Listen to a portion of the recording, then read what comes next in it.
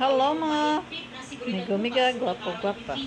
Salamat Panginoon at syempre sa aking Holy Spirit. Makinig kayo, nandito ako sa Gawa 9. Nandito na naman yung green, no? Ang pagtawag kay Saulo. Samantala, masidi ang pagnanais ni Saulo na usigin at patayin ang mga alagad ng Panginoon, kaya't lumapit siya sa pinakapunong saserdote at humingi ng mga sulat para sa mga sinagoga sa Damasco upang madakip niya ang sinumang natagpuan niya roon, kaanib sa buong pananampalataya, maging lalaking maging babae, at madala sa Jerusalem. Naglakbay si Saulo patungong Damasco. Nang siya'y malapit na sa lungsod, biglang kumislap sa paligid niya isang nakasisilaw na liwanag mula sa langit. Ano pat nasubasub siya at narinig niya ang isang tinig na nagsalita sa kanya, "Saulo, Saulo, bakit mo ako inuusig? Sino po kayo, Panginoon?" Tanong niya. "Ako'y si Jesus, ang inyong inuusig," tugon sa kanya. "At tumindig ka at pumasok sa lungsod. Sasabihin sa iyo roon kung ano ang dapat mong gawin." Natilihan ang mga kasama ni Saulo.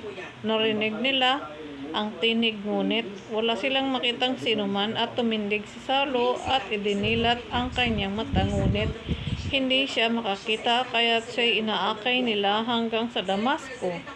3 araw na hindi siya nakakita at hindi kumakain ni uminom. Sa Damasco naman ay may isang alagad na ang pangalay Ananias. Tinawag siya ng Panginoon sa isang pangitaing, "Ananias." "Ano po iyon, Panginoon?" tugon niya. "Pumunta ka sa kalye matuwid sa bahay ni Judas at itanong mo sa isang lalaking taga-Tarso na ang pangalay Saulo, sabi ng Panginoon. Siya'y nanalangin ngayon sa isang pangitain. Nakita na niyang pumasok sa kinaroroonan niya at pinatungan mo siya ng kamay upang makita." Sumagot si Ananias, "Panginoon, marami na po ang nagbalita sa akin tungkol sa taong ito, tungkol sa mga kasamaang ginawa niya sa iyong mga banal sa Jerusalem, at naparito siya sa Damasco. Taglay ang kapangyarihang galing sa mga punong saserdote upang dakpin ang lahat ng tumatawag sa inyong pangalan.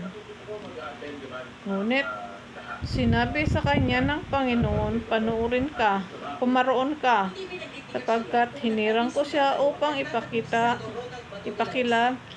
ipakilala ang aking pangalan sa mga hintil, sa mga hari at sa mga anak ng Israel, at ipaalam ko sa kanya ang lahat ng dapat niyang tiisin alang-alang sa akin."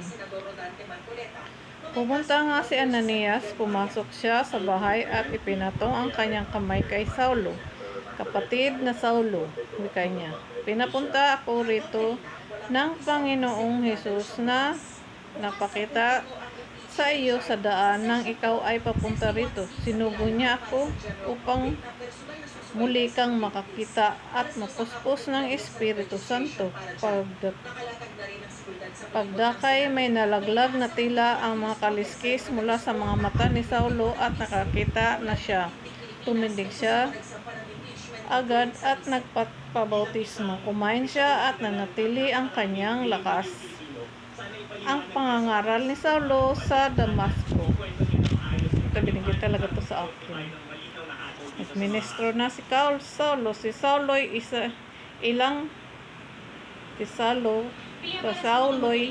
ilang araw nang kasama-kasama ng mga alagad sa Damasco. Pumasok siya sa mga sinagoga at nangaral tungkol kay Jesus. Siya ang anak ng Diyos, wika niya. Nagtaka ang lahat ng nakarinig sa kanya. "Hindi ba ito ang dating umuusig sa mga tumatawag sa pangalang ito sa Jerusalem?" tanong nila. "Hindi ba't naparito siya upang siya'y dakpin at dalhing gapos sa mga punong saserdote?" Ngunit lalong naging mahusay si Saulo sa kanyang pangangaral at nalito ang mga Hudyong naninirahan sa Damasco dahil sa kanyang matibay na pagpapatunay na si Jesus ay siyang Kristo. Pagkaraan ng maraming nagkaisa ang mga Hudyo na papatayin si Saulo, ngunit nalaman niya ito. Araw-gabi inaabangan nila siya sa mga pintong bayan para patayin. Subalit, isang gabi, isinakay siya ng kanyang mga alagad sa isang tiklis at saka inihugos sa kabila ng pader. Si Saulo sa Jerusalem.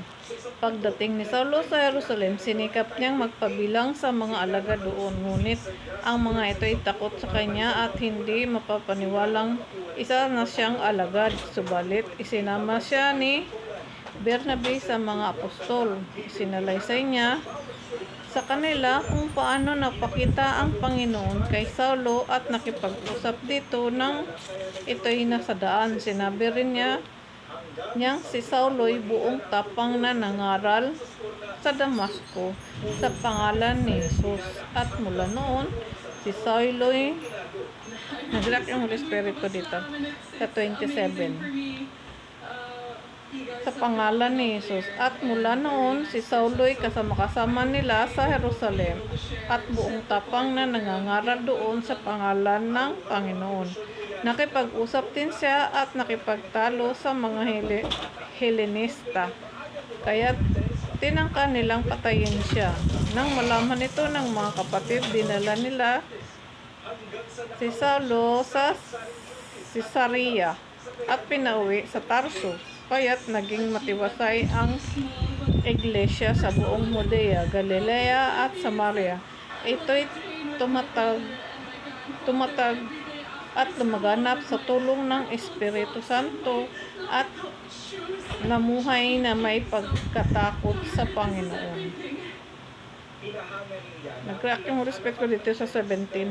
Subalit, isinasama niya si Bernabe sa mga apostol.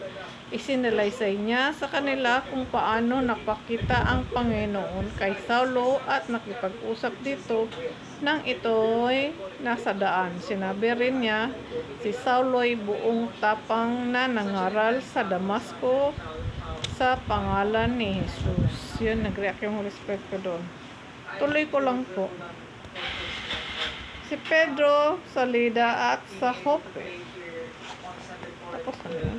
Naglalakbay noon si Pedro upang dumala. Tapos na kay ano? Yun na po rin. Kay Pedro na to kay sa Joppe. Ito po yung katapusan ng ano tungkol sa unang pagmiministro ni Saulo. Binigay ito sa akin eh. Doon siya kumislap sa ano. Mayroon lang akong tiningnan tapos nakalagay doon. Tapos itong binigay sa akin. Nagmiministro na si Saulo. Nangangaral na si Saulo sa Damasco. At yun nga, ipinaliwanag niya kung paano nagpakita sa kanya si Jesus. Katulad nung pagbigay sa akin nung Holy Spirit, yun, ganun ang experience ko, yung sinag ng araw. Yung pagdating ng Holy Spirit sa akin. Ganun yung 2012. Yun yung unang kita ko. Hapon na yun, hapon na 4. Tapos yun. Ay, naalala ko to kasi merong picture dito yung ganito. Hapon yun. Pero ito yung unang ministro ni Saulo sa kanyang buhay. Nangangaral na siya. At dito sa mga hintil. Dito sa may Damasco. Natunayan niya kung paano niya nakita si Jesus. Kinikwento niya kay Bernabe. Sino ba yun? Nakasulat yan dito eh. Sinalaysay niya doon sa mga tao dito sa yung nangyari kay Saulo nung tinawag siya ng Panginoon. tinawag siya. Ayan ang unang pagministro ni Saulo. Ito yung kwento dito na nakalagay. Binasa ko na to dati at ngayon binigay sa akin muli. Lahat ng mga binabasa ko ngayon, sunod-sunod, mga binigay na yan sa akin dati ng Panginoon. Kaya, ito naman ngayon. Ganon yung pagpakita sa akin ng Holy Spirit. Nung una kong na-receive yung Holy Spirit ng 2000, may sinag ng araw. Yun. Tapos yung Holy Spirit, sunod-sunod na. Kasama-kasama ko na lagi-lagi. Pero nung panahon na yun, hindi ko pa hindi ko pa na yun pala na mismo na yun. Tapos nung nagbabasa ako ng Bible, binibigyan ako ng saan siya tumutungtong doon. Kaya sinusunod ko yun. Kaya mga verse lang yun dati. Ngayon, binabasa ko na ng buo. Kung halimbawa, buong ng 9, yun. Yun sa kwento. Katulad nitong kay Saulo, binasa ko dahil ito naman ang binigay sa akin ngayon. May tinignan lang ako sa likod, tapos yung Holy Spirit ko doon tumungtong sa ministeryo, tapos hinanap ko to. Tapos nakita ko, ito pala yun sa Damasco. Bakit kayo may Damasco? Sabi ko, saan ko kayo ito hanapin?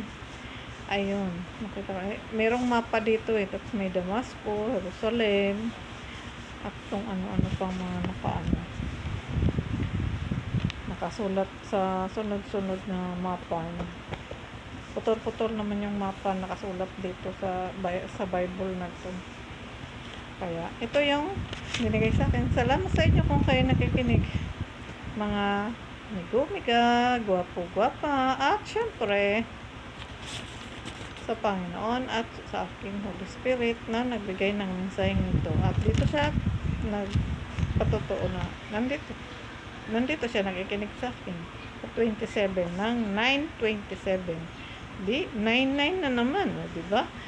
9:27. 99. Salamat po kung kayo nakikinig.